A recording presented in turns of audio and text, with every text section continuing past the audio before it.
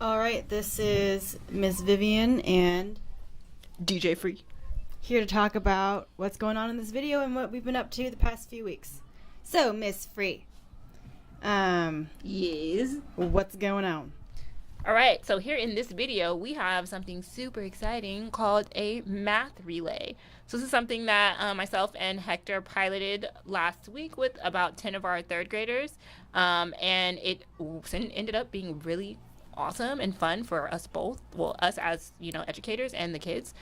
So basically what we do is we break our students into two groups based on essentially like where they are academically. So for math, we had one group that is doing which is Ms. Vivian's group to the right of the screen, which is doing 2-digit by 1-digit multiplication. And then we have my group who's doing 1-digit by 1-digit multiplication, which is because they're third graders and they just got introduced to multiplication about a week ago. Wait, correction. Adon and Juliana are doing 2-digit by 2-digit multiplication. Yes, even spicier. So yeah, and I think that's the best thing about it is you are able to differentiate how, like, for each student, so they're getting work at their own level, but they're still all working as a team. So it's fun for everybody, and it's also at everyone's level, so that way it's not too easy or too hard. And I think that that's also important because you have to make sure that when you're grouping your students that the teams like have an equal amount of challenge and that one team doesn't have an unfair advantage over the other.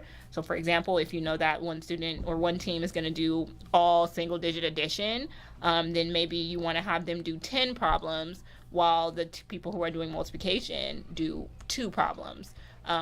So that's kind of what we did here. We had the students who were doing single digit multiplication do 10 problems. And then the students who were doing double or single by double do 2 problems, between 2 and 5 problems. So the timing ended up working out really well.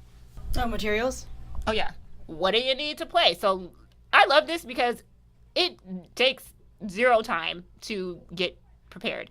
You need 1 pencil for each group, which is 2 pencils plus an extra pencil because they get so geeked up that they like break the pencils just by writing so hard.